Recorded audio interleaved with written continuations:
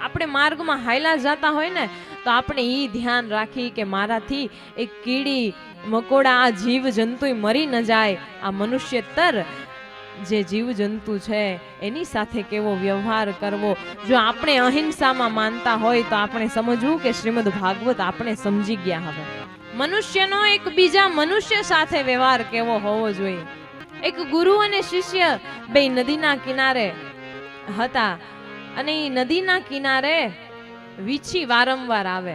વીછી આવે ને તો પેલા ગુરુ છે એ તરત જ એ વીછીને નીચે મૂકી દે. પાછું વીછી એના હાથમાં ચડે, પાછા નીચે મૂકી દે.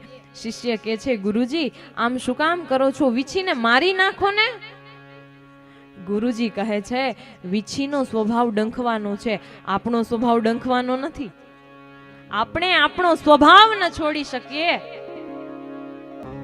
કૂતરાનો સ્વભાવ ભસવાનો છે, ઈ ભસે તો આપણી સામા ભસીએ તો એનામાં ને આપણામાં ફેરશું. પણ એક મનુષ્યનો બીજા મનુષ્ય સાથે વ્યવહાર કેવો હોવો જોઈએ એ શ્રીમદ ભાગવત શીખડાવે છે.